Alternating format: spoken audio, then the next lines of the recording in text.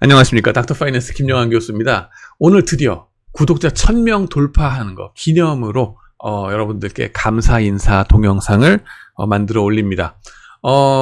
그동안 많이 부족한 컨텐츠였지만 그래도 아껴주시고 성원해 주셔서 감사합니다. 앞으로도 꾸준히 일관성 있게 좋은 컨텐츠를 만들어 올리도록 나눠보도록 애쓰겠습니다.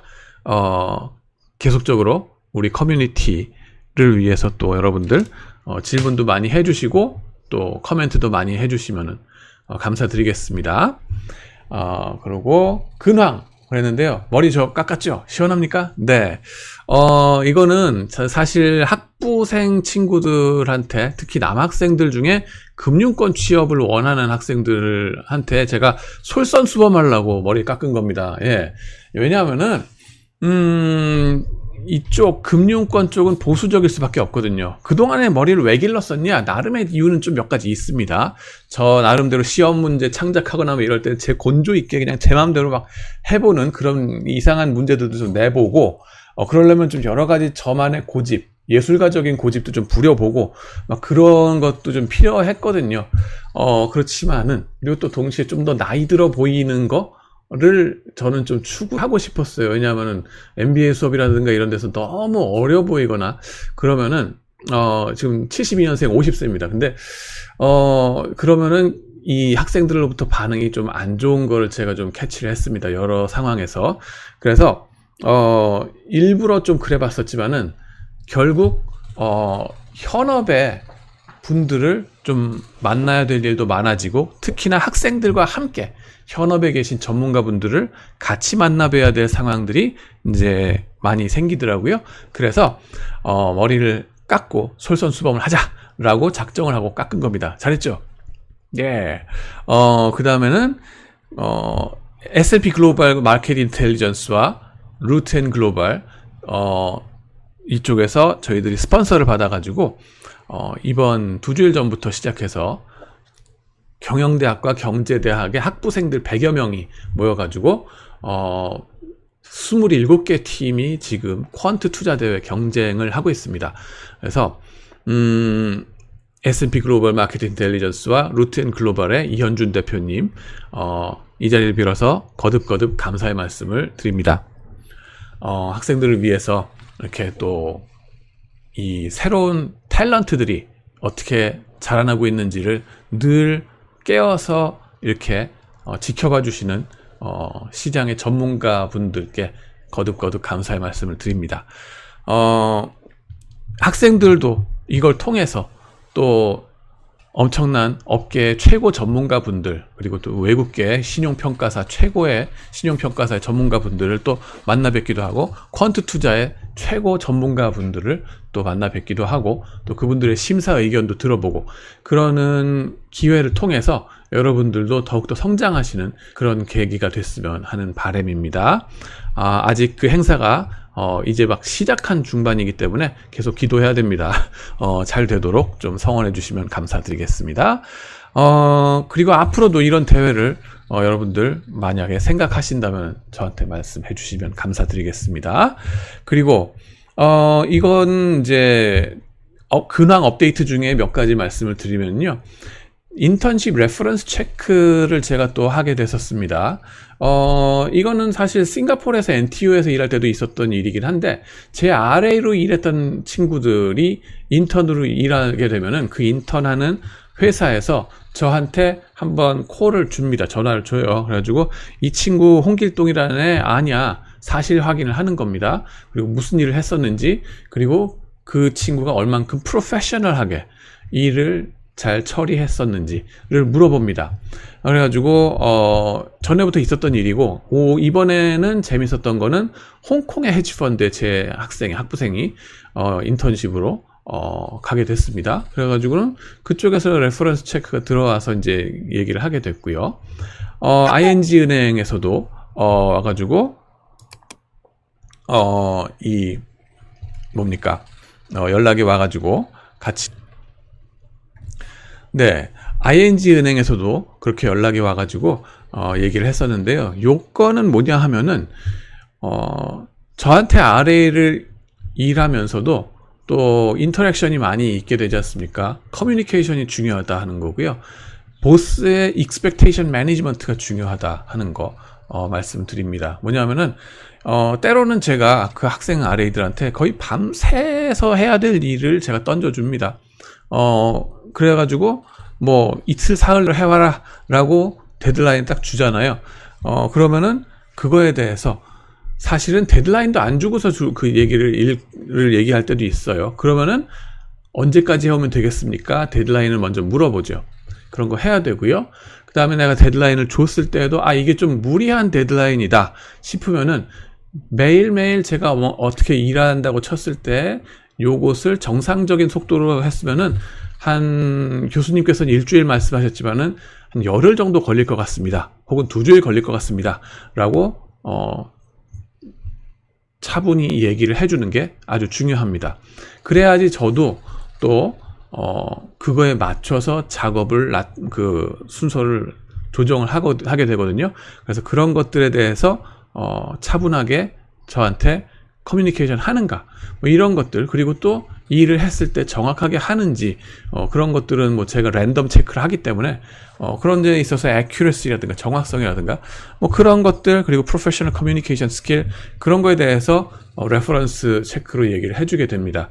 여러분들이 다른 데서 이제 여러 가지 느끼실 거예요. 옛날에 여러분들 부모님 세대에서는 이런 인턴십 자체에 대한 개념도 없었고요.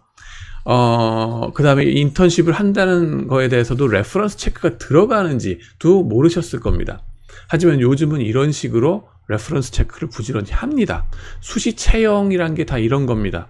그래서 이런 거를 관리라기보다는 뭐 이런 거에 대해서 서로 간에 교수님들도 그렇고 학생들도 그렇고 뭐 회사의 담당자분들도 그렇고 서로가 다 이제 업데이트 시키셔야 된다 하는 거고요.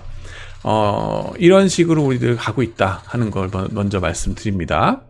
그 다음에는 또 반면교사, 반교수 그랬는데, 저희 이제 동아리에서 코너 동아리를 제가 지도하고 있지 않습니까?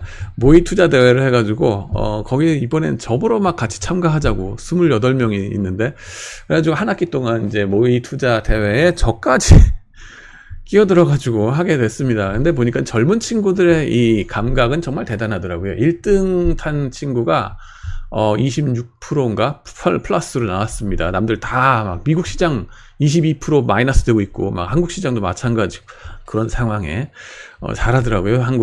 우리 학생들이 이제 1, 2등 하는 친구들 되게 자랑스럽습니다. 계속 열심히 하시길 바라는데 저 같은 경우는 정말 대책 없이 막 깨지기도 했기 때문에 참 창피할 정도입니다. 생각해보면 반면교사라는 사자성어가 있지 않습니까? 지내다 보면 저 사람 하는 거랑은 반대로만 하면 되겠다. 저 사람처럼 저러지 말아야지 하는 건데, 저의 투자 행태는 이거 반면교수구나. 그래가지고 상당히 창피했었다 하는 거. 그렇지만은 저 역시도 그걸 통해서 좀 정신 바짝 차리고 앞으로 열심히 더 업데이트 시켜서 부끄럽지 않게 해야 되겠다는 거 결심을 하게 됐습니다. 시장은 역시 어렵다 하는 건데요. 무슨 얘기 하려고 그러냐면은, 이 우크라이나 전쟁이 2월 24일 날 터졌지 않습니까? 그러고 나서 그 직후에 러시아 주식시장 완전 깨져나가 버리고 루블화 폭락하고 저 나라 망하는 줄 알았죠? 러시아가 또 이제 뭐 지지부진해 보이고 막 이래가지고, 그리고 또 정의감에 우린 다들 불타가지고 사실 세상의 정의는 이루어져야 되고, 그죠? 또 저 상황 보니까 참 우크라이나 불쌍하다라는 생각이 많이 동정이 가게 되고 그랬었던 게 사실입니다. 반면 이제 미국이라든가 나토에 대해서 우리가 좀 더 동정적으로 바라보았던 것도 저 같은 경우 최소한도 그랬었고요. 근데 미국의 주식시장 그때 이후로 마이너스 22% 쫙 내려가고 있고요.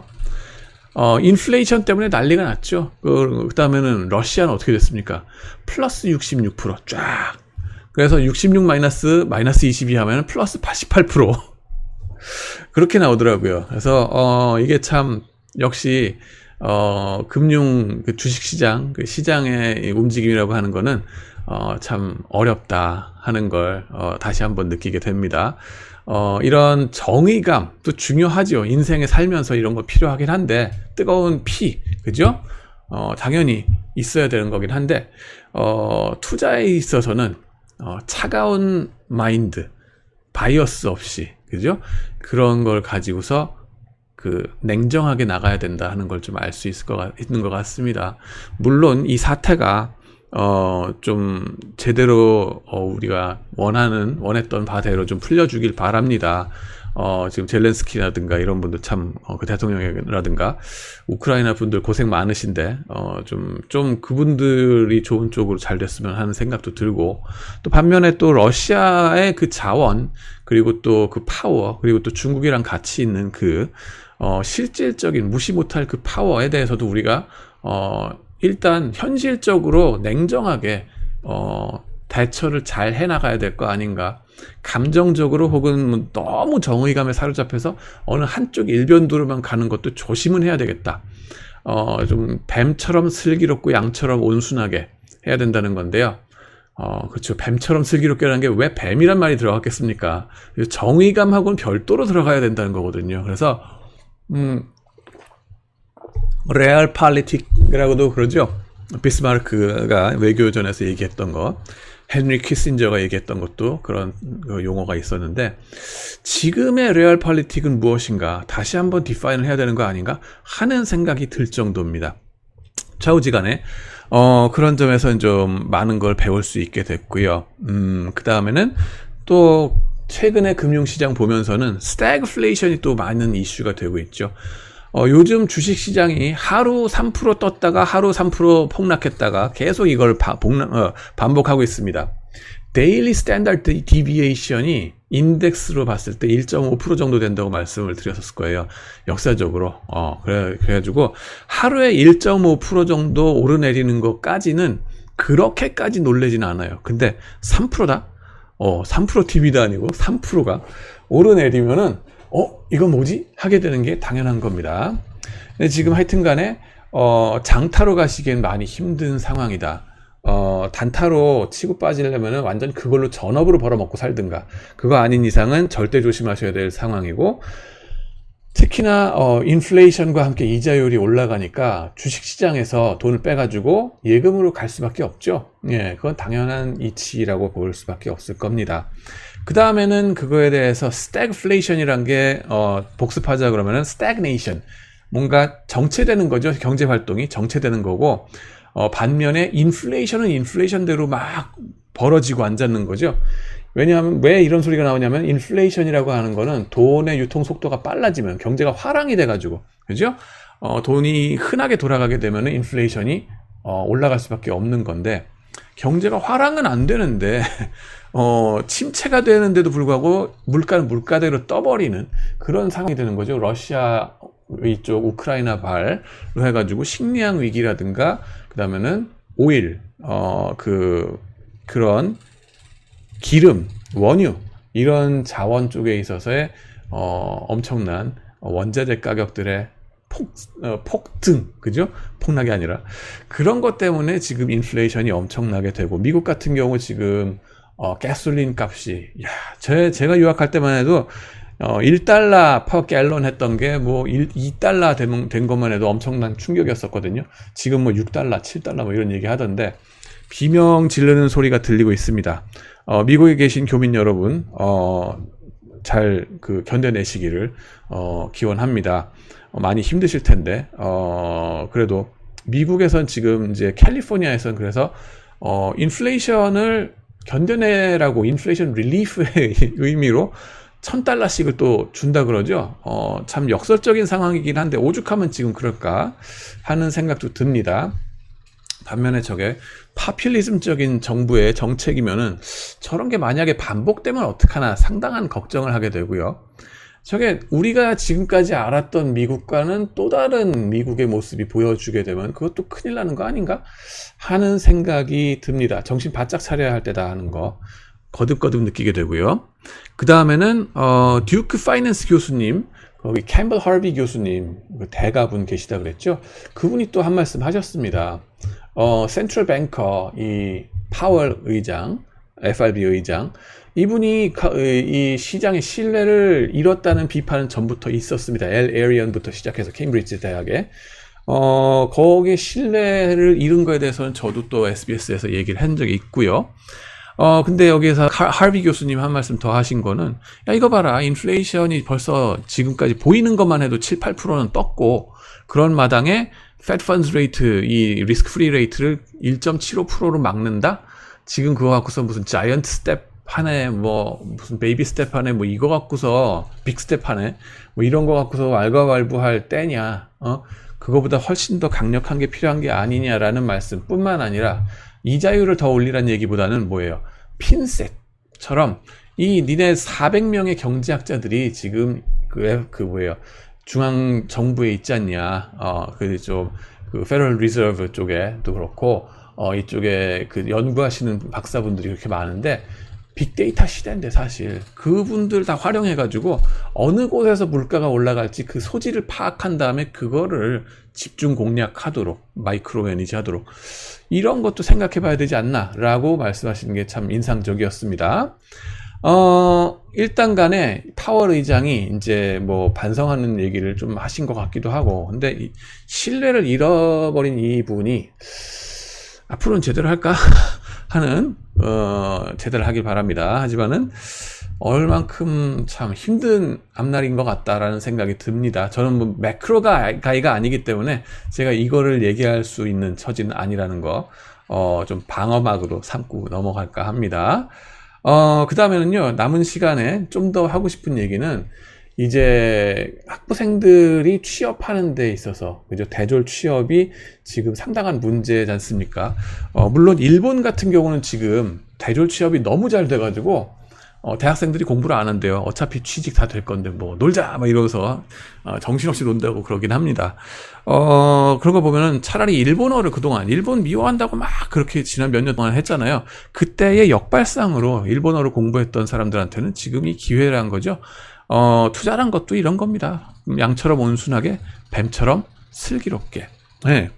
근데, 돌아와서 우리나라에서는 지금 이제 취업 문제가 계속 나오고 있습니다. 그죠? 대졸자 취업 엄청나게 지금 문제가 되고 있고, 뽑는 회사도 곤란하고 뽑혀갈래는 인재들도 상당히 미스매치가 이루어지고 있고, 대기업 중소기업의 미스매치뿐만 아니라 그 다음에 뽑아가는 회사의 입장에서 이제는 정시 채용 아니라 수시 채용으로 옮겨가고 있습니다. 삼성그룹 빼고는 다 지금 대기업들은 수시 채용으로 옮겨갔어요. 그거 벌써 이런 현상이 벌어지기 2, 3년 전부터 제가 말씀을 드렸었고, 저희 학생들이 저한테 리포트했던 거 여러분들한테 말씀드린 겁니다. 와야 될 게 온 거고요. 수시 채용이라고 하는 게 사실은 합리적인 얘기예요. 사실은. 미국이라든가 유럽이라든가 이런 데에서 계속 지난 몇백 년 동안 해왔던 거고요. 뭐냐 하면은 내 밑에 사람 뽑는데 라인 매니저, 그죠? 그 현장 담당자, 책임자가 내 밑에 사람 내가 뽑겠다고. 내 밑에 사람이 랜덤 타임에 나가버리거든요. 그러면은 그 랜덤 타임 아무 때나 확 나가버리는데, 그거에 맞춰서 바로바로 새로 뽑아야지 내 일이 제대로 돌아가겠죠. 그죠? 캐터필러 돌아가듯이 쭉 아무 탈 없이 내 일이 생산이 되려고 그러면은 라인 매니저의 책임 하에 뽑도록 자유재량을 줘야 되고요. 그러면은 이 나가는 게 랜덤 타임에 나간다 그랬습니다. 1년 중에 뭡니까? 갑자기 일하다가 돌아가시는 분도 있고요. 그 다음에 갑자기 일하다가 다른 회사에 스카우트 돼가지고 가시는 분들도 있습니다. 갑자기 일하다가 또 정년 퇴임 같은 거 하시는 것도 반년이든 3개월이든 주기로 쭉쭉쭉쭉 나가게 돼 있어요. 반면에 정시 채용이라고 하는 건 1년에 한 번 뽑습니다. 그러면은 갑자기 비고 나서 그 1년 내지는 반년 이상을 공백 상태로 두고서 막 돌아가라는 얘기는 말이 안 됩니다. 그거는 우리나라가 인구가 폭발하던 시대, 베이비 부머 시대 때는 그걸 걱정할 필요가 없었어요. 대충 많이 뽑아놓고서 그냥 돌리면 됐었어요. 그죠? 저희 때 100만 수험생, 72년생이라고 그랬습니다. 저 100만 수험생, 110만 수험생 이럴 때였어요. 1년에. 지금 50만 수험생입니다. 50만. 절반이죠. 앞으로는 25만 수험생 바라봅니다. 이게 절반의 4분의 1로 폭감하고 폭락하는 수축사회입니다. 이런 상황에서 옛날에 인구 폭발하던 시절의 차용 시스템, 공채 이런 거를 계속적으로 돌려서 대충 중앙 집권적으로 중앙에서 인사부에서 막강한 권력을 가지고 파워 누리시느라고 좋았죠. 그거 갖고서 뿌리는 대로 받아먹어. 그러면서 뿌리는 거. 이런 구닥다리 시스템 가지고는 회사의 주가가 반토막 날 수밖에 없다라고 저는 생각을 합니다. 제때제때 빨리 뽑아야 돼요. 제때제때 알아서 뽑도록 재량을 주셔야 되고 인사부가 권한을 낮추셔야 돼요. 그거를 거부하고 있는 회사들은 주가 떨어질 거다 하는 거 저는 생각을 합니다. 자, 근데 제때 하질 않고 수시 채용을 하질 않고 시험 위주로 정시 공채를 자꾸 고집하는 또 다른 이유가 몇 가지 있습니다. 시험의 민족이기 때문에 우리가. 왜냐하면은 과거 시험 같은 거 1년에 한 번 치는 거 그런 거가 몇백 년 동안 내려오기도 하고 그다음에 지난 경제 개발하던 시스템 그 하에서 인구 폭발하면서 계속적으로 정시 채용해왔고 그랬기 때문에 그게 그냥 룰인 줄 알고 그게 진짜 가장 공정한 건 줄 알고 착각하시는 분들이 되게 많아요. 근데 공채하던 중에도 부정부패를 저지르려면 얼마든지 많이 할 수 있기 때문에요. 세상에 완벽한 공정은 없습니다. 수시 채용도 그게 부정부패가 많다 어쨌다 뭐 아빠 찬스 엄마 찬스 욕을 하시는 분들도 많지만요. 알고 보면 라인 매니저들이 자기 목소리를 내는 거기 때문에 자기 라인 매니저 입장에서 맨 밑바닥에서 저 선수 뽑으면 안 되겠다 싶으면 안 뽑아야 돼요. 그럼 안 뽑는 목소리가 들어 맥히는 겁니다. 윗자리한테까지. 그럼 민주적인 의사 전달이 된다는 거고요.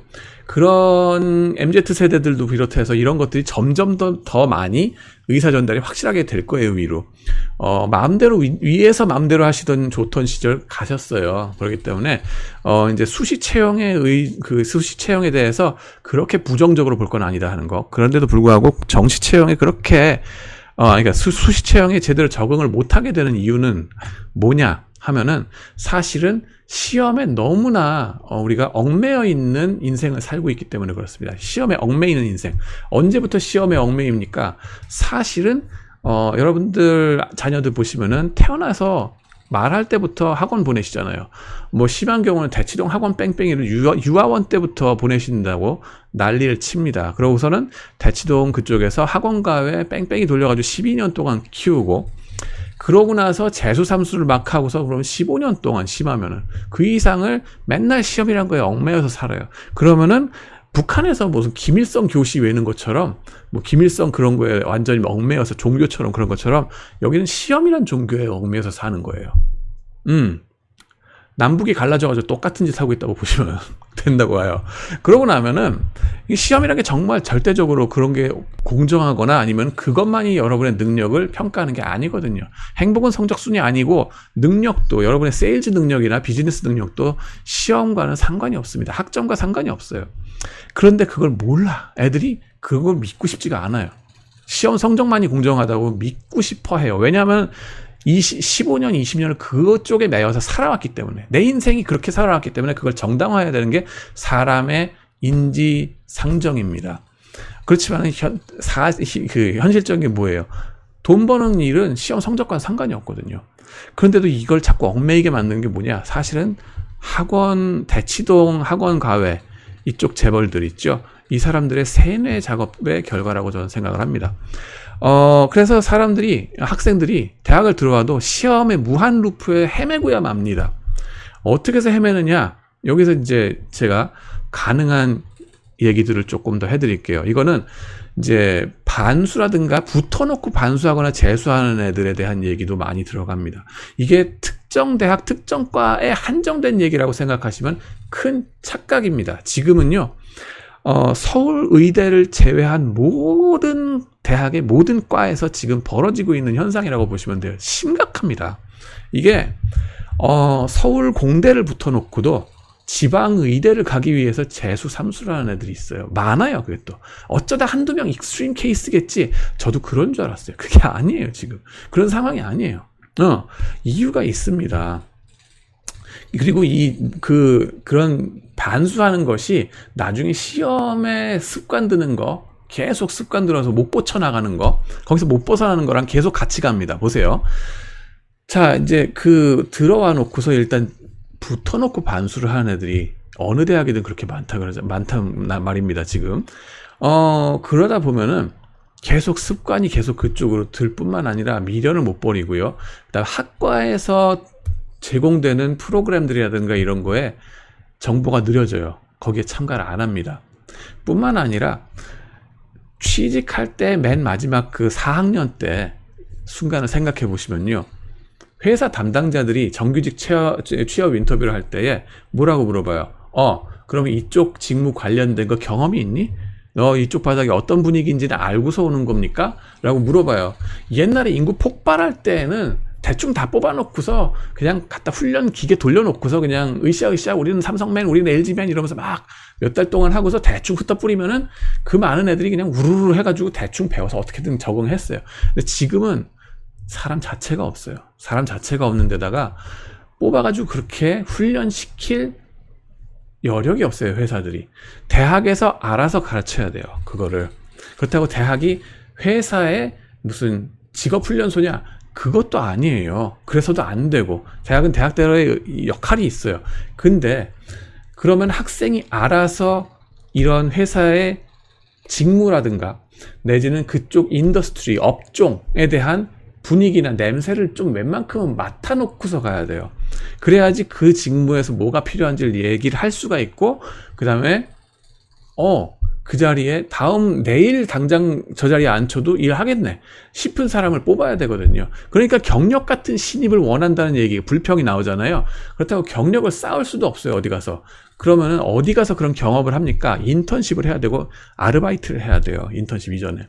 자, 그럼 정규직을 위해서 인턴십이 필요하다 그랬는데 4학년 말에 그런 소리 나오면은 4학년 여름학기 때 인턴십을 했느냐? 이런 얘기가 인턴십을 했느냐가 중요하죠. 자, 4학년 여름학기에 인턴십을 하려면은, 그죠? 그 전에는 언제 이걸 지원서를 내야 될까요? 4학년 여름학기에 인턴하는 거는요, 골드만삭스 같은 경우에 그 전학년도 추석 때, 그죠? 가을 학기 10월 달에 인턴십 공고가 뜨고서 싹 없어집니다. 전 세계적으로 마찬가지예요. 뭐냐 하면은 내년도 여름 학기에 인턴십 뽑을 애들을 갖다가 지금 가을에 지원서를 막 받아요. 그래서 현업의 담당자들이 쭉 보고서 인터뷰할 사람들을 차례차례로 골라서 인터뷰해 보고요. 그 프로세스가 시간이 대단히 많이 걸립니다. 인터뷰가 한 번만 하고 땡 치는 게 아니에요. 여기서 인턴십 할 때에도 제대로 일할 친구인지를 좀 봐야 되기 때문에 다단계 인터뷰가 쭉 가야 되거든요. 그런 것들 하다 보면 시간이 많이 걸립니다. 그렇기 때문에 일찍부터 준비를 해야 돼요. 3학년 2학기 때는 그 지원서, 레주메라든가 커버레터를 뿌려야 된다는 얘기가 되고요. 그죠? 그 다음에는 그때를 위해서 3학년 여름학기에 웬만큼 다른 데서 또 인턴십이라든가 아니면 아르바이트라든가 이런 것들 경험해 놨어야 되는데요. 그럼 3학년 여름학기 때 그게 돼 있을까? 안 돼 있죠. 2학년 때부터도 뭔가 그걸 준비를 하는 전초 작업이 필요해요. 자, 그럼 인턴십을 위한 전초 경험이라든가 알바 같은 것도 어디서 구합니까? 어디서 할 수 있어요? 여러분들 동아리에서 할 수 있습니다. 동아리, 전공 동아리, 우리 코너 같은 혹은 스타 같은 그런 동아리에 들어가면은 이제 뱅커들, 증권사라든가 IB 쪽에 가고 싶은 애들을 위해서 이게 이제 여러 가지들이 돌아가고 있거든요. 거기서 하는 공모전이라든가, 그리고 동아리 내에서 공모전도 있지만은 이번에 저희들 그 S&P 글로벌하고 루트앤글로벌 같이 해주는 그런 공모전, 그리고 대외적으로 있는 공모전 여러 가지 있거든요. CFA 리서치 챌린지 이런 것들을 2학년, 3학년 때부터 경험을 했어야 돼요. 자, 근데 2학년, 3학년 때 난 뭐 하고 있었을까?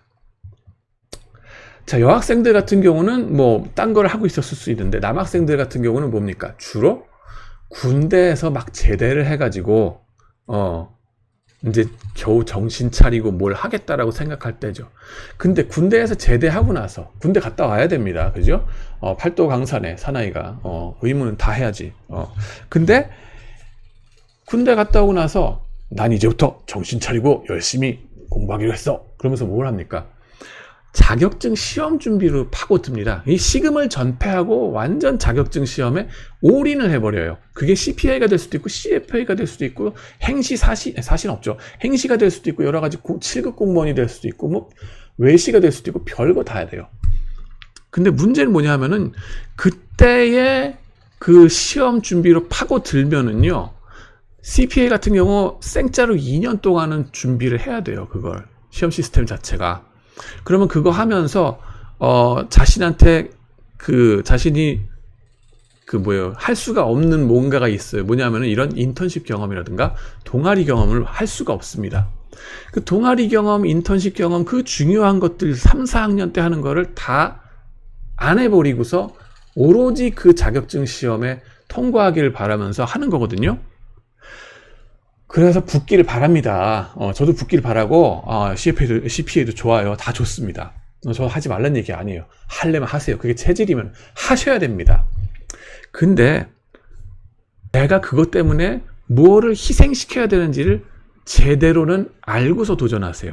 옛날에는 노는 연불이라고 해서 도전했었습니다. 다 시금을 전폐하고 해도 됐었어. 잃어버린 게 별로 없었어. 인턴십 필요 없고 수시 채용도 아니고 나중에 가서 정시 채용에 그냥 시험만 잘 치면은 IQ 테스트만 해가지고 가면 되니까 까짓거 뭐 옛날에 뭐 학력고사 잘 받고 그러면 당연히 다 되지. 특별인재라고 S급 인재라고 뽑아가지고 삼성 같은 데서.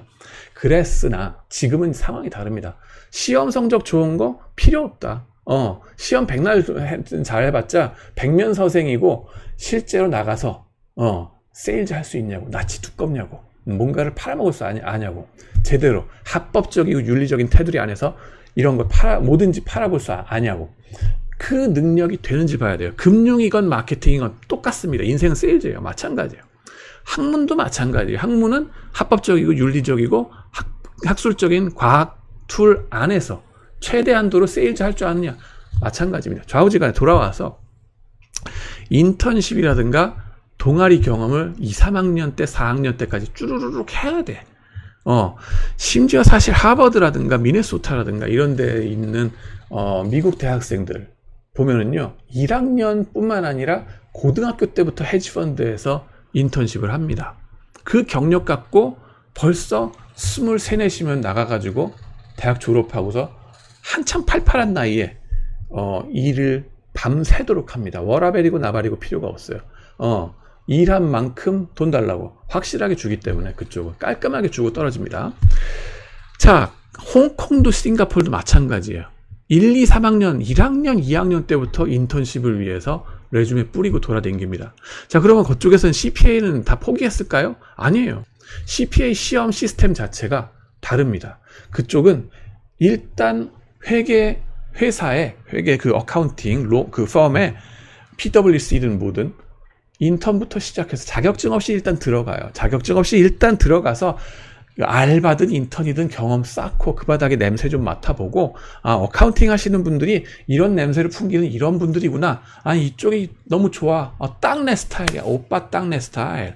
그러면서 계속 그쪽으로 경험을 쌓으면서 대학 졸업하면서 CPA 시험 단계별로 쳐가면서 또 자기 직무 경험도 쌓아가면서 결국 2, 3년 후에는 자연스럽게 자격증도 따고 내 직무 경력도 생겼고, 그래서 모든 게 상승작용을 이루도록 시스템이 되어 있습니다. 그게 미국적인 시스템, 싱가포르나 영미권의 시스템이고 유럽도 그런 식으로 간다고 알고 있어요.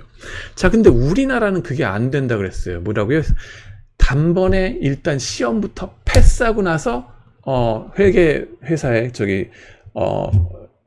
법인에 들어오든가 뭐 이런 식으로 일단은 네가 시험부터 통과한 다음에 봐. 왜 그렇게 생각을 합니까? 왜 그런 시스템이 주어졌다고요? 인구 폭발하던 시절에 80년대에 만든 시스템이거든요. 요즘은 그나마 부분 합격이라는 제도가 있어서 좀 더 합리적으로 됐습니다. 그래서 아주 좋습니다.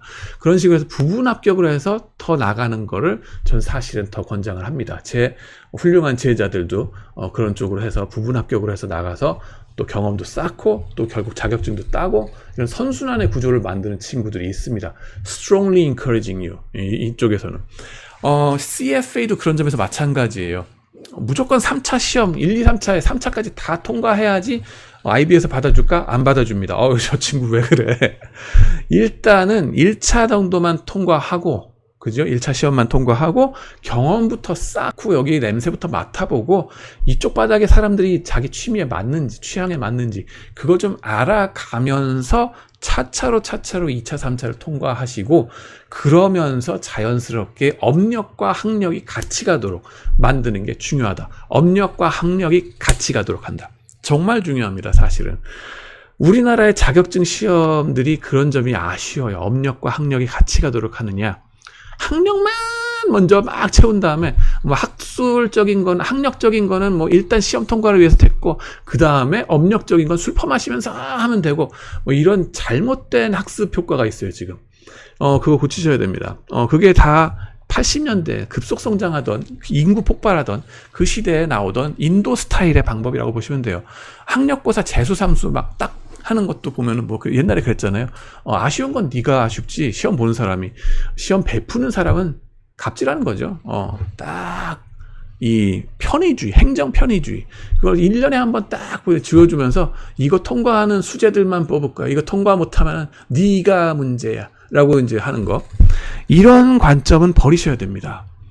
근데 이런 것이 사실은 이런 스타일의 태도가 공포 마케팅하는 학원 입장에선 넘버원, 최고예요. 돈벌이를 위해서 정말 좋아. 존나 겁나거든요. 그러니까는 그렇게 이 시험 하나에 안달복달 놔줘야지 학원 입장에서 장사가 잘 돼요.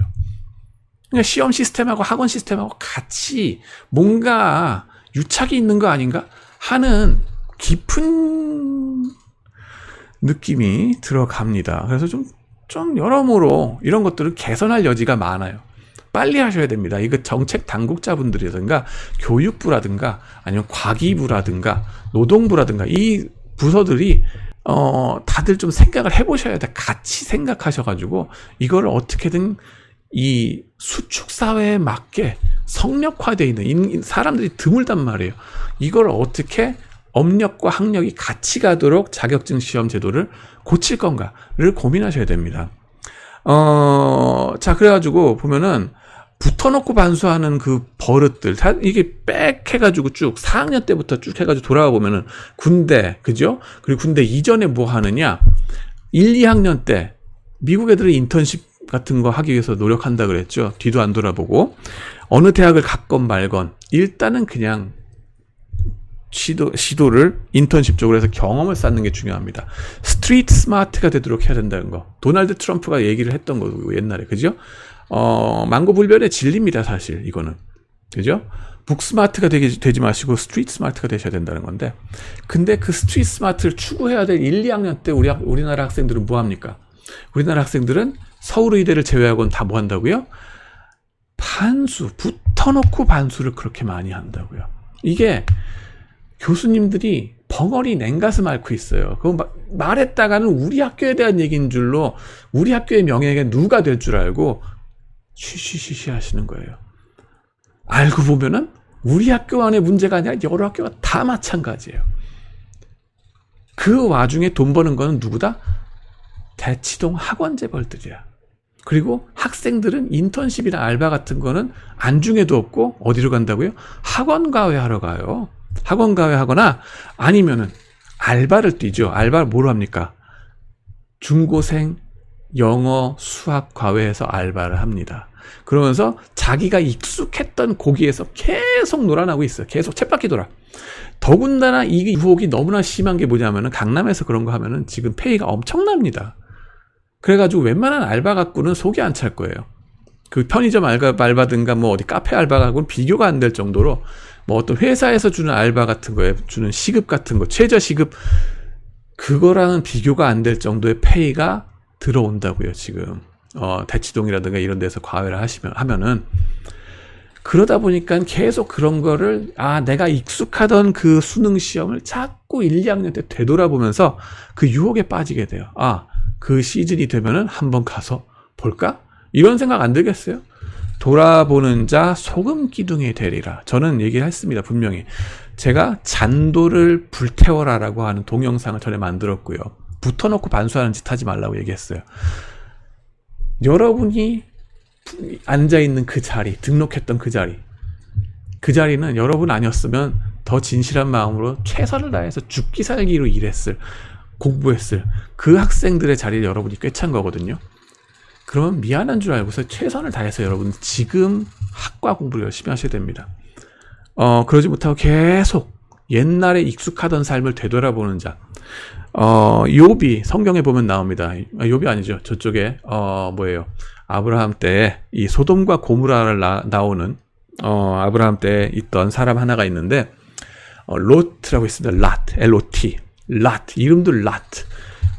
운빨 따라 달라지는 그죠 인생이죠. 내가 운빨 따라서 내가 움직이는 거 할래. 수능 시험이든 뭐든. 내가 운이 나빠서 떨어졌나 봐. 딱 한 문제 그것만 맞췄으면. 킬러 문제 그거 하나. 객관식만 그것만 맞췄으면 내가 어느 대학을 가는 건데. 막 이런 아쉬움에 계속 안달복달 나가지고 계속 뒤돌아보고 미련을 못 버리시잖아요.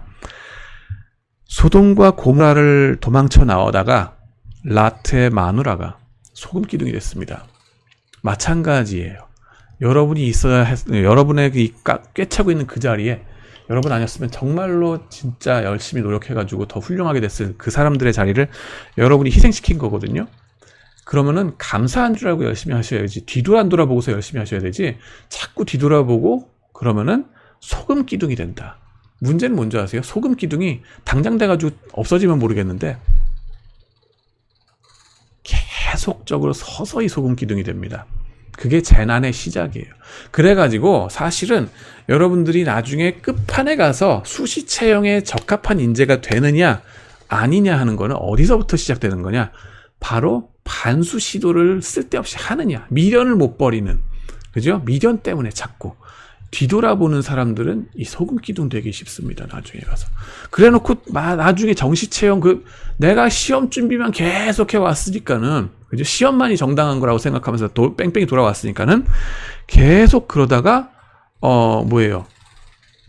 알바라든가 인턴 같은 거 노력 안 하고서 나중에는 불평하는 거죠. 아, 정시 채용해야지 뭐 이런 거 하냐고. 본인이 노력을 안 했던 거는 생각을 안 하죠. 그건 뭐 인지상정이에요. 누구나 그렇게 살다 보면 그걸 자기 얘기를 정당화하기 위해서 그럴 수밖에 없죠. 하지만은 시장 전체를 놓고 봤을 때 에피션트하게 효율적으로 돌아가기 위해서는 공채가 아니라 수시 채용이 필요하고, 수시 채용이 그러면 적당한 거기에 적절하게 적응하는 인재들이 필요하다 하는 거 여러분들 늘 생각하시기 바랍니다. 한 마디 더 하려고 했던 건 뭐냐면은 사실 문과에서의 이슈뿐만 아니라 이과에서도 지금 희한한 일이 벌어지고 있다 그러죠. 반도체 인재가 부족하다는 얘기가 막 나오고 있습니다. 근데 사실 그 반도체 인재가 부족하다는 기사에, 조선일보 기사 자세히 살펴보면은 딱 한 문장이 나와요. 교수가 부족한 게 문제도 있지만은 학생들도 취업 보장학과 출신들이 제 역할을 못 해주는 거 아닌가 하는 그런 쪽의 한 문장이 하나 딱 나옵니다. 이게 뭐가 있을까요? 앞으로 특히 이게 뭐가 문제가 되느냐? 지금 수능에서 이과 수학을 보시면요, 2022년부터 최소한도 보시면은 미적, 기하, 벡터, 확률 통계 이 세 개 중에 선택을 하게 돼 있어요. 선택해서 이 중 뭐 하나만 선택하고 나머지는 안 해도 되는, 뭐 이런 식의 둘을 하든가 하나를 하든가 그런 식의 불완전한 이과 수학을 하고서 이과로 갑니다. 자, 그러면은 공대를 갔어요. 취업보장학과에 갔어. 당장 1학년 때부터 해야 되는 게 뭡니까? 공업수학 해야 돼요. 근데 공업수학 시스템이 어떻게 되어 있습니까? 고등학교 때 이과 수학 모든 걸 다 섭렵한 애들만이 공업수학을 제대로 소화시킬 수가 있어요. 그 다음부터 빌드업이 되거든. 근데 뭐라고요? 이제 선택을 해서 이과가 이과가 아니에요 지금. 일과지 그게 이과입니까? 준비가 안 된 상태로 막 들어가 버려요. 그러면 공업수학을 맞이하는 순간 무슨 생각이 들어갈까요? 아, 내 옆자리에 학원에서 옛날에 같이 공부했던 이웃집의 걔는 지방의대 갔대는데, 의대 가면은 이건 문과거든. 이 의대는 문과예요. 외는 거지. 무슨 수학 같은 거, 웬만한 확률 통계만 끝납니다. 나머지 거 이 어려운 것들 안 해도 저기 지방의대 가서 의사된 뭐 떵떵거리고 살고 엄친아 소리 듣고 막 칭찬받고 부모님한테. 난 뭐지? 여기 와서 이 고생하고 사나. 이럴 바에는 차라리 나도 반수를 해야 되겠다 라는 유혹에 안 휩싸일 것 같습니까? 당연히 그러면 뺑뺑이 돌겠죠. 그러고 나서 뭐 할 것 같아요? 계속적으로 반복을 하게 될 수가 있어요. 그래, 의대 가면 다행인데, 지방의대라도. 근데 그러지 못할 경우들이 많겠죠. 또 이런저런 이유로 인해서. 미지근하게 준비하고 반수하는 그런 사람들, 재수할 때 어디 붙어놓고 재수하는 사람 치고 안전판 깔아놓고서 재수하고 뭐 이런 사람 치고 잘 된 사람 못 봤어요. 저도 재수할 때 안전판 안 깔고 했습니다. 어디 붙어놓고 하지 않았어요. 아까 얘기한 그 생각 때문에. 내가 붙을 건 확실하거든, 어느 대학에. 근데 누군가를 희생시키면서 그 자리에 가가지고 붙어만 놓고 등록 안 한다? 그건 죄다 라고 생각해서 안 했어요. 근데 미적지근하게 하잖아요. 그러면 성적도 미적지근하게 올라갑니다. 그러니까는 속이 찰 수가 없죠. 그러면 또다시 반수, 3반수, 4반수 막 계속해요. 이게 가지고 이래서 언젠가 내가 의대 가겠지. 의대만이 대학에서는 대한민국에서는 살 길인 거니까 라고 스스로한테 세뇌를 해요. 이거 종교적으로 거의 믿어버립니다.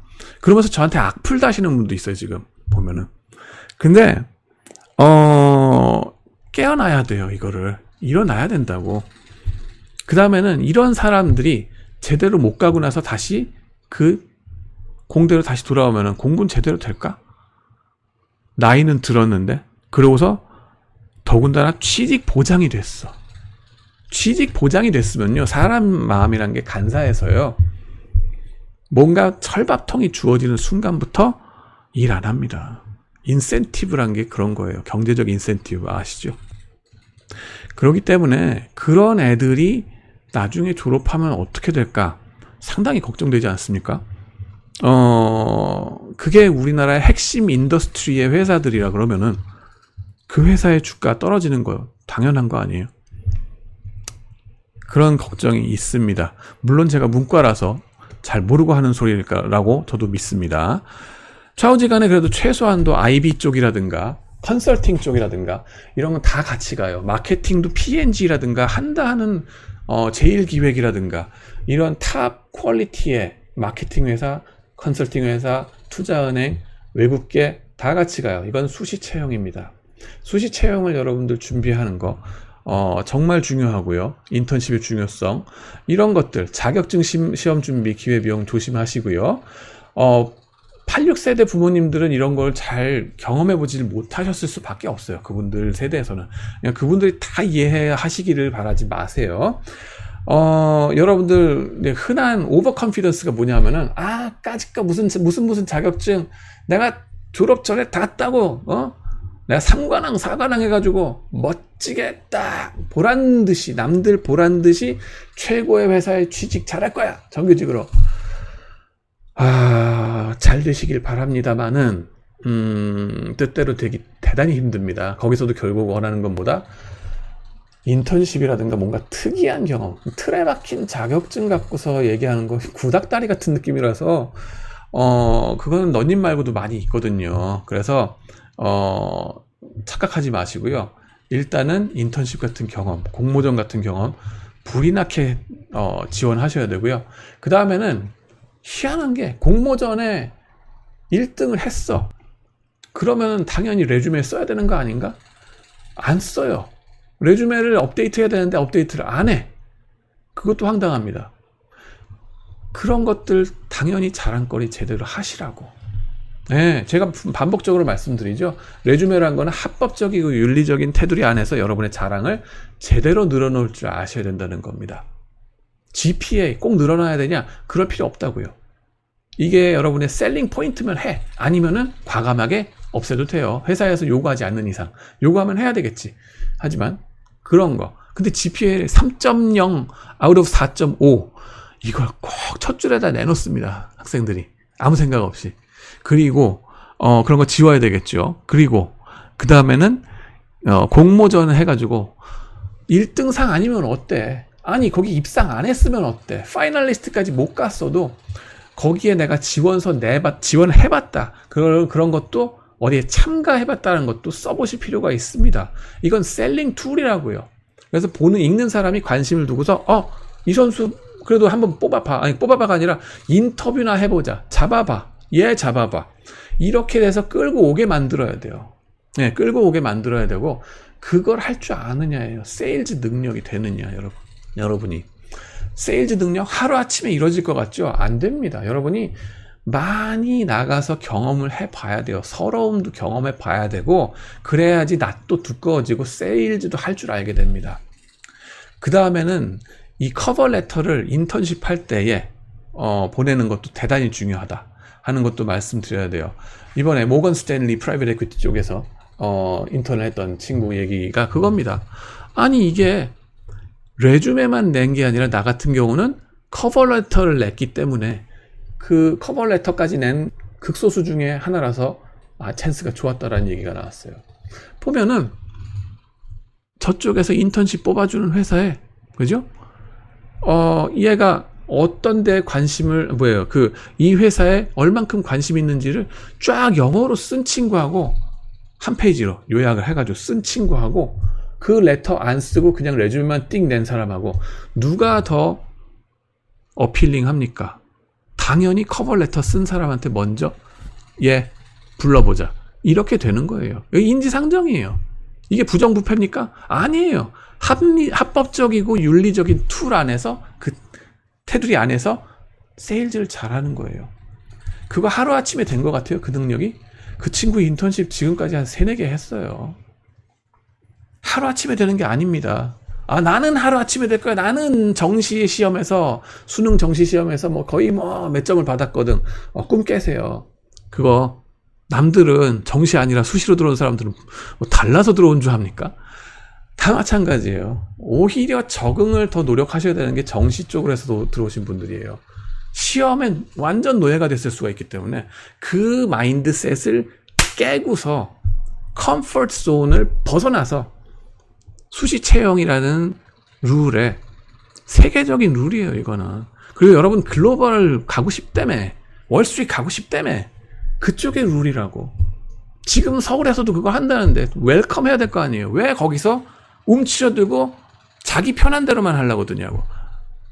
그래서 정해지는 그 1년에 한 번만 있는 시험에 목숨 걸고 할 거예요. 그걸 위해서 다른 인턴 오퍼튜니티, 난 잊어버릴 거예요. 난 시금을 전폐하고 그쪽 하나만 바라볼 거예요. 오로지 일편단심 민들레. 그러면 될 거예요. 나는 예전에도 그렇게 해서 됐으니까. 잘못된 학습 효과입니다. 꿈 깨시기 바라고요. 그 다음에는 인턴십 하라 그러면은 뭐라 그랬어요? Cut your teeth. 눈높이 낮추라 그랬죠. 너무 큰 회사의 인턴십부터 먼저 경험하면은 오히려 독이 된다. 큰 회사에서는요, 시킬 게 별로 없어요. 그래가지고 뭘 시킵니까? 그냥 정신교육 차원에서 삼성맨 만들어, LG맨 만들어, 이런 식으로 저쪽 어디 구석에 가가지고 그 구호 외치게 만든다가 이런 식의 일들만 겉돌다가 올 가능성도 많습니다. 물론 삼성도 다른 LG도 이제는 그렇게는 안 할 거라고 봐요. 제대로 된 선수들을 제대로 뽑아야 된다는 거 자기들도 자각을 할 테니까 눈높이를 맞춰서 외국계랑 같이 가야 되니까. 이제는 걔네들도 글로벌 회사거든요. 삼성도 LG도 현대도 SK도 다 이제는 우리나라가 워낙 발전해서 글로벌 스탠다드에 안 맞출 수가 없어요. 자, 그 다음에는 학생들한테 얘기하는 게 뭐예요? 큰 회사에, 너무 유명한 회사에 인턴만 하려고 애쓰지 마라. 작은 회사, 아무도 몰라주는 회사에 인턴하는 거 용감하고 좋은 거예요. 조소기업 가가지고 그거 어떻게 되면 어떻게 돼요? 혹시 갑질당하면 어떡하죠? 꼰대들은 어딜 가나 있습니다. 삼성 간다고 없는 거 아니고, 중소기업이라고 해서 마인드세트 제대로 박힌 사람 없는 거 아니고, 오히려 작은 기업들이요, 알고 보면 맥킨지 출신의 컨설턴트가 독립해가지고 어떤 회사를 차렸든가, 이런 대단하신 분들, 이런 분들이 하는 중소기업들 꽤 있습니다. 내가 그런 데를 골라서 추천해 주는데 안 가, 애들이. 회사 이름 못 들어본 회사라고. 부모님이 뭐라 그러신데. 그거 못 들어본 회사인데 왜 가니? 너 그 시간에 시험 준비 더 해서 삼성 가지, 나중에. 시험 준비하면 삼성은 통과할까? 내 아들은 통과할 것 같죠. 내 딸들은 통과할 것 같지. 그걸 부르고 우리는 오버 컨피던스라고 얘기합니다. 자기과신. 겸손하셔야 돼요. 겸손. 추천하는 데는 다 이유가 있어요. 그 회사에 담당하시는 시니어 보스분들이 다 외국계에서 엄청나게 뭔가 실적이 좋았던 분들이 독립하셔가지고 중견기업 만드신 거예요. 그런 데에서 배우면요, 그분들이 네트워크를 통해서 또 소개시켜 줄 수도 있어요. 엄마 찬스, 아빠 찬스만 뭐 되는 줄 아세요? 이제는 엄마 찬스, 아빠 찬스 식상해서 안 돼요. 오히려 안 되고, 이런 자기가 인턴십을 통해서 뚫은 네트워크, 그게 정말 넘버원이에요. 그거는 자기가 이미 컴피턴스, 경쟁력을 직접 보여드린 거거든요. 프로페셔널 관계가 학부 때부터 생기는 거거든요. 고등학교 졸업하면서부터 프로페셔널 관계라고, 이제는 성인이에요. 어린애가 아니라고. 어린애 마인드세트를 자꾸 부모님한테 의지해서, 부모님이 아는 회사인가, 부모님이 인정하는 회사인가, 자꾸 그런 데 신경 쓰지 마시라고. 옆집에 엄마가 인정하는 회사인가, 신경 쓰지 마시라고. 여러분 인생하고 아무런 상관없어요. 자, 그래서 이름 없어 보이는 회사라도 들어가서 인턴십을 하고 볼 일이다. 중견기업, 중소기업 좋아요. 들어가서 해. 거기에 또 좋은 점은 뭐냐? 자유재량권이 많습니다. 재량권, 좋게 말해서. 나쁘게 말해서는 가끔 가다가 방 청소도 해야 될 때도 있고, 그죠? 뭐 커피 심부름도 해야 될 때도 있고, 그러다 보면, 그것도 반면에 하다 보면은 무슨 전략 기획하는데도 같이 또 회의하는데 들어가서 얘기를 해야 돼요. 의견 개진을 해야 됩니다. 그런 스코프가 넓어요. 이런 걸 다 해보시라고. 인턴하면서 무슨 황제 칙사 대접 받기를 바란다? 농부 마인드입니까? 아니면 이조시대 마인드입니까? 요즘 농부들, 농촌에서 일하시는 분들도 그런 마인드보다는 훨씬 선진국 마인드세요. 건방지게 인턴십부터 내가 황제 대접 받으면서 남 위에 군림해야지, 이런 그런 마인드 갖고서, 갑질 마인드 갖고서 인턴십을 하려고 드시면요, 경영 전공 안 하시는 게 좋습니다. 왜 왔니? 그러죠? 겸손하시라고. 시장에서 부르는 나의 몸값을 겸손하게 받아들일 줄 아는 그 겸손함이 있느냐 하는 거예요. 그 다음엔 또 이제 때로는 요즘 삼성 장학금들 많이 받죠. 대학들마다 받을걸요? 그러면은 학부에서 이거가 이제 버릇 나빠지는 넘버원 중에 하나예요. 내가 삼성 장학금을 받았으니까 졸업할 때 뭐 삼성 계열사쯤 하나쯤 들어가겠지. 천만의 말씀 만만의 콩떡입니다. 어디라고. 입사하는 그 순간에 그 사람들 보기에 최고가 아니면은요, 그 이전에 1년 전에 뭘 잘했어도 안 뽑히는 게 시장의 논리입니다. 그렇기 때문에 꿈 깨시기 바라고요. 그 다음에 뭐 어디로 가야 되나, 뭐 내가 좋아하는 일이 뭔가, 잘하는 일을 하면 되지 않냐, 이런 조언들 많이 하세요, 외부에서는. 근데 어느 쪽 취향, 내가 어느 쪽 직종에 맞는 사람인가, 이건 겪어보지 않고는 몰라요. 내가 좋아하는 일 뭐 있습니까? 좋아하는 일 뚜렷하게 없죠. 15년, 12년 동안 계속 시험만 쳤는데 좋아하는 일이 뭘 있어요? 어려서부터 한국 학생들 그렇잖아요. 불행에 쪄들어가지고 얼굴 표정부터 어두워요, 맨날. 시험 프레셔 때문에. 그런 와중에서 시험 말고 시험 좋아해서 쳤습니까? 좋아하는 일 자체가 별로 없어요, 대개가. 우리나라의 정규 교과 과정을 마친 모범생들, 그죠? 모범생들일수록, 점수 좋은 여러분들일수록 좋아하는 일, 글쎄 찾기 많이 힘들 수밖에 없습니다. 잘하는 일, 시험 쳐서 통과하는 건 잘해요. 그러니까 내가 컴포트 존, 내 편한 곳, 내가 잘하는 거는 시험 보는 건가 봐. 좋아하는 일, 그나마 뭐 하려면 해서 그냥 책은 읽었더니만은 문제집 풀고 책 읽는 건 잘해. 내가 공부는 잘하나 봐. 그래서 내가 학자야 되려나 봐. 천만에 오해하지 마세요. 그걸로 해서 잘못 학자의 길로 접어드셨다가 큰 코 다치시는 분들 되게 많습니다. 조심하시고요. 그거랑, 그 공부랑 이쪽 학문 공부하는 거, 박사하는 거 해가지고 교수하는 거랑 전혀 차원이 다른 종류의 공부예요. 이거는 남이 만드는, 기존에 여러분들이 했던 거는 남이 만든 길을 그 틀 안에서 최대한 틀을 꽉꽉 채워주는 일. 그런 남의 주어진 박스 안에서 박스 채우는 일이에요, 그거는. 주인님 박스 만들어주세요. 나는 충실한 노비가 돼가지고 박스 채워드릴게요. 문제는 뭐예요? 박스를 만드는 크리에이터가 돼야 될 거 아니야. 그 생각을 해본 적이 없거든. 그러니까 이건 여러분이 그 당시에 고등학교 때 독서를 잘했다고 해서 앞으로 무슨 공부를 할 일이다? 아니에요. 남이 하지 않은 전혀 생뚱맞은 뭔가를 욕먹어가면서 해본 적이 있냐? 예술가적인 고집을 가지고 그런 사람들이 오히려 학문의 세계에 와서 더 잘합니다. 세일즈도 잘하고. 그런 거 할 줄 아냐고. 그런 거랑 전혀 상관없거든요. 여러분들이 아는 그 책 읽는 거 좋아한다는 거. 취미 독서 제일 재미없는 얘기예요. 그 다음엔 뭐예요? 잘하는 일, 시험 통과해서 하는 거, 컴포트 존에서 나오라 그랬죠. 어차피 수시 채용을 나가야 된다. 그러고 나면은 좋아하는 일, 잘하는 일 가지고서 어떤 직종을 여러분의 커리어를 지금 학부 수준에서 결정해라 라고 하는 건 완전 뻥입니다. 완전 뻥이에요. 오히려 차라리 여러분이 어떠한 sense of mission 내지는 어떠한 이 나라에 혹은 이 세상에 어떠한 게 좀 한심한 문제인 것 같아. 그거를 해결하기 위해서는 내가 뭘 해야 되겠어.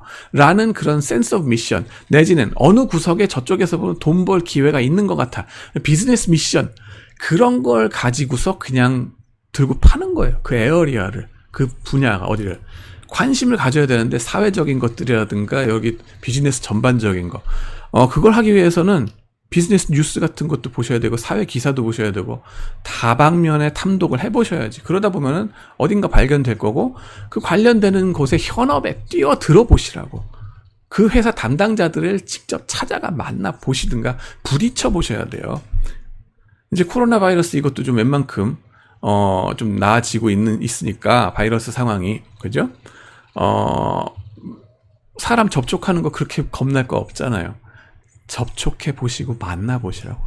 그러다 보면은 낯도 두꺼워지고 사람 대면하는 거에 겁이 없어집니다. 처음엔 쫄아가지고 아무 말 못해. 하지만은 그걸 계속 경험하다 보면은 자신이 성장을 합니다. 만나보고 그 분야의 분위기를 파악해 보는 거예요. 그런 생각을 해서 실질적인 면으로 노력을 하시기 바라고요. 레주메 뭘 쓰란 말인가? 레주메 쓰라 그러면요, 그죠? 고통스럽죠. 자신의 셀링 포인트를 적절하게 쓰시라. 한 가지 더 말씀드릴 거는요. 여러분들이 수업 못 들었나 쓰는 거는 사실 별로 의미가 없습니다. 제가 현업의 담당자분들한테 몇 번을 들은 비판이에요. 학생들이 왜 과목을 자꾸 쓰는지 모르겠다. 왜 쓰기는요? 쓸 게 없어서 그렇지. 근데 포인트는 뭐냐 하면은 그 과목 들었을 때에 특강으로 온 사람이 누군가, 그죠?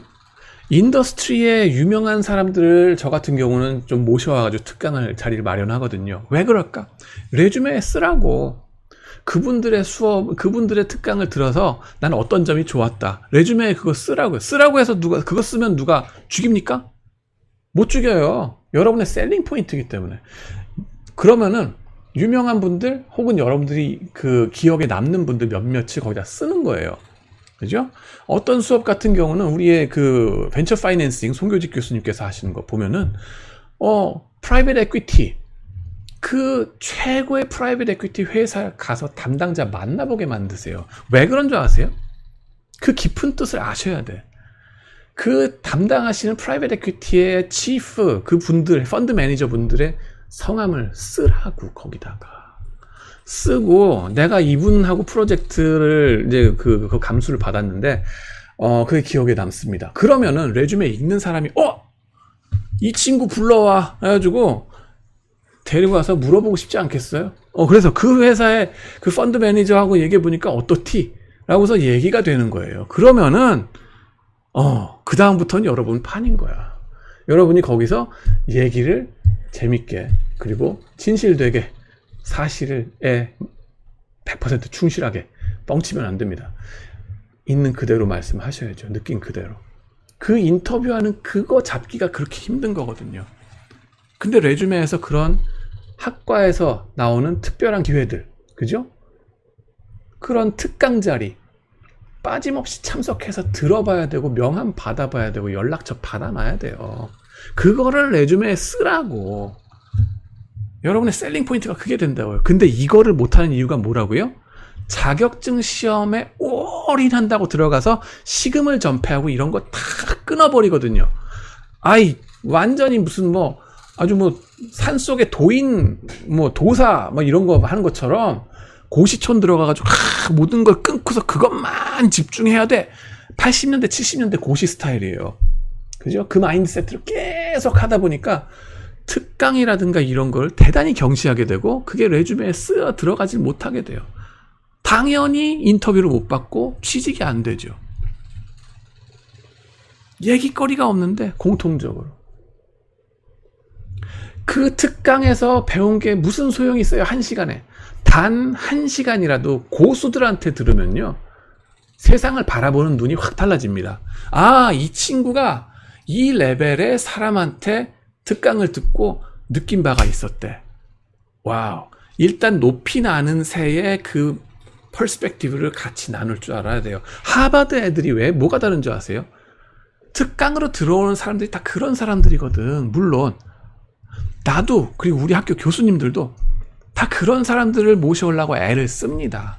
대학마다 교수님들이 그 좋은 기회들을 다 놓치고 중요한지를 모르고 특강 있다고 와라 그러면은 20명 오고 100명 와야 될 자리에 20명, 30명 오고. 왜? 그 자격증 시험에 다 올인해 들어가서 모든 정보를 끊어버렸기 때문에. 자기 부담 자기가 파는 겁니다. 단체로 파는 거죠. 그거 누가 말리겠어? 내가 지금 말리고 있는 거 유일한. 항상 황당합니다. 그리고 레주메 영문으로 쓰고 커버레터 영문으로 쓰는 거 까마득해 보이죠? 그거 영문으로 잘하기 위해서 또 학원을 갑니다. 가지 말라고 학원을. 토익 100점 만점, 토익 999점 만점인가? 990 만점? 그거 받으면은 레주메 제대로 잘 쓸 것 같습니까? 못 씁니다. 영문 레주메에서 제일 힘든 게 뭐라고요? 커버레터도 그렇고 제일 많이 제껴지는 게 어나 더해서 틀리는 거. 그거 완전히 나가 떨어집니다. 왜? 이거는 미국에도 유치원 선에서 배우는 거기 때문에 김치 먹듯이 우리 고춧가루를 한국 요리할 때 어디다 집어넣어야 되고 말아야 되는가 우리 훤히 알잖아요. 그런 것처럼 너무나 당연하게 들어가야 되는 건데 그게 제대로 못 들어가고 부자연스러우면은 안 읽혀서 그냥 제껴집니다. 그러면 이걸 어떻게 극복할 건가? 학원 갖고 안 돼요. 학원의 선생님들도 우리랑 똑같은 장님들이기 때문에 장님이 장님을 인도하는 거야. 오직 그런 학원에 뺑뺑이 돌기를 대치동 학원 사람들은 좋아하겠지. 12년 동안 여러분들이 세뇌당한 그 사람들은 그래도 세뇌해준 그분들 계속 초대할 거예요. 예, 일로 와. 토익반 우리 만들었다. 일로 와라. 돈 낭비는 다 그런 데서 하는 겁니다. 쓸데없이. 자, 토익 시험 물론 치긴 쳐야죠. 한국 회사들의 뭐 토익 최소 점수 뭐 있으니까 그걸 해줘야 되는데 레주메 쓰거나 커버레터 영어로 잘 쓰기 위해서는 그게 중요한 게 아니에요. 뭐가 중요합니까? 교환 학생들을 잘 활용하시라고. 여러분들 정답은 바로 여러분 근처에 있습니다. 바로 옆에 있어요. 우리 학교도 지금 미국, 유럽, 여러 나라, 남미, 아프리카, 아시아 여러 나라에서 교환 학생들이 한 600명은 와 있어요. 전 세계적으로 일본하고 우리나라만큼 영어를 못하는 나라가 없어요. 그 얘기인 즉슨 지금 와 있는 교환 학생 애들은 최소한도 영어는 너희보다 잘한다. 스포큰 잉글리시는. 물론 토익 시험 들여내고서 시험 성적으로 내봐 이러면은 안 되지. 하지만 걔네들이 잘하는 건 뭐다?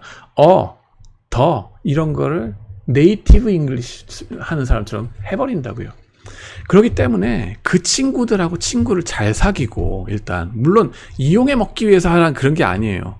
일단 운동 같은 거 같이 해. 취미도 늘어. 그러면 레주메에 쓸 거 하나 더 늘어나네. 네, 취미로 운동 같은 거 뭐 축구든 야구든 뭐 하세요. 인터내셔널 팀, 글로벌레이제이션, 글로벌 익스피리언스는 뭐 취직해서 나중에 뭐 삼성 가가지고 뻑적지근하게 외부에 나가서 할 거야 라고 거창한 꿈 꾸지 마시고 거창한 꿈꾸려면 꾸세요. 근데 중요한 건 네 지금 생활하는 가운데서도 얼마든지 글로벌라이즈 할 방법이 많다니까. 그게 바로 교환학생, 와 있는 교환학생들이에요. 안 고맙습니까? 고맙죠. 그걸 나한테 주어진 거를 감사하면서 120% 활용할 생각을 해야지. 활용, 이용하고 다릅니다. 활용. 그쪽도 좋고 나도 좋고 그리고 친구도 사귀고 이게 활용이에요. 이용해 갖고 빼자라 이게 아니에요. 활용이에요. 같이 운동하면서 취미 생활하면서 서로 즐겁고 서로 예의를 지켜주면서 가끔 가다가는 야 커피 한 잔 마시면서 사주기도 해. 그러면서 센텐스 바이 센텐스 물어보라고. 내 레주메 한번 좀 봐주라. 나는 어나더가 미치겠어. 우리는 안 돼. 한국 사람은 죽었다 깨어나도 안 돼. 좀 봐줄래? 그러면 저쪽 애들이 그거 싫다 그러겠어요? 봐주지 당연히. 그러면서 하나씩 문장 바이 문장 이렇게 딱딱딱딱 하면은 여러분도 영어가 늘고, 그죠? 도움도 받고, 또 여러분도 그 친구들 거 레주메 봐주세요. 그래가지고 어느 섹션에 뭐가 있고 어느 섹션에 뭐가 있고 그러면은 이거는 뭐 순서를 어떻게 다르게 하는 게 낫지 않을까? 이런저런 의견을 뭐 쓸데없이 보여도 좀 제안을 좀 해주라고. 그러다 보면 여러분도 늘고 그 친구들도 늘고, 그 친구들도 뭔가 미스한 게 있을 수 있어요. 잊어버린 게. 그래서 같이 교학상장이라고 그러잖아요. 서로 같이 성장하는 방법, 여기에 있어요. 멀리 있는 게 아니라고, 제발 좀. 교환학생은 뻘로 뒀습니까? 그죠? 그 다음에는요, 스탠딩 파티라든가 이런 네트워킹의 중요성에 대해서도 저는 이제 거듭 말씀을 드립니다. 스탠딩 파티 하는 거를 일부러 외국계 회사 같은 데서 사람 뽑을 때, 한다 그러더라고요. 리셉션 파티 같은 거를. 서서 돌아다니면서 인사하고, 뭐, 칵테일 한 잔씩 이렇게 하면서, 저 친구가 어떻게 뭐 행동하나, 뭐 유심히 막 이렇게 보는 게 아니라 대충 느껴보는 거죠. 이게, 저 친구가 우리랑 같이 어울릴 수 있는 사람인가 아닌가 이렇게 본다는 거예요. 이 행동이 나오는가. 뻘쭘한데 뭐 하라는 말인가. 그러면서 뒤로 쭈뼛쭈뼛거리고 있지 말라고. 파고 들어가야 돼요. 그런 거 익숙하게 하셔야 되고요. 너님 스스로 만들어가는 네트워크는 그런 걸 적극적으로 하면서 늘어나게 되는 거예요. 그렇기 때문에, 이런 것들이 사실은 뭡니까? 이 수시 채용, 외국계 회사에서 수시 채용 같은 것들이 그래도, 여러 가지 욕을 먹는 것도 인정합니다만은, 반면에 긍정적으로 노력하는 것들도 얼마든지 많이 있고, 그걸 잘 활용하려고 애쓰고 있어요. 왜냐하면 얘네들도 시장 메커니즘에 의해서 돌아가기 때문에 제대로 못하고 그러면은 쫓겨나거든. 장사가 제대로 안 되면은 접고 나갈 수밖에 없거든요. 그래서 경쟁력 있는 인재들을 항상 공정하게 바라보려고 애를 쓰는 노력들이 있어요. 그런 대회들이 있어. 그리고 내가 그런 것들을 우리들이 찾아서 어레인지를 해주고 있는 중이에요. 그거에 참석을 안 하는 이유가 뭐라고요? 다시 한번. 자꾸 시험에 얽매이니까. 자꾸 시험 하나에 얽매이니까. 여러 가지를 다 이게 좀 고루고루 보시라고. 그 다음에 업계 특강, 동문 특강 이런 거 놓치지 말고 와라 하는 거, 이런 것도 대단히 중요하다. 교환학생들과의 네트워킹. 이게 연습이에요. 교환학생들 여기 그래서 600명이 와 있는데, 그죠? 여러분들 그 중에서 전화번호 딴 친구들 몇 명 있나요? 같이 수업 들으면서 얘기해 본 적이 몇 명 있어요? 거의 없어. 놀라울 정도로 없어요. 이유는 뭐예요? 그치. 내가 무슨 시험 준비하는데 쟤네가 도움이 안 돼. 이러면서. 아니면 쟤네는 뭐 성적이 안 좋을 거야. 차별하지 마세요. 그냥 무시하지 마. 여러분이 겸허하게 여러분 주변을 둘러보시면요. 감사할 것 뿐입니다. 그걸 120% 활용하시는 여러분들 되시고, 그걸 통해서 무한히 성장하시는 여러분들 되시기 바랍니다. 주로 언더그래주에이트 학부생들 위주로 조언의 말씀을 드렸습니다. 그래도 경청해 주신 많은 시청자분들 감사드리고요. 앞으로도 계속 즐거운 컨텐츠 만들어 가도록 하겠습니다. 감사합니다.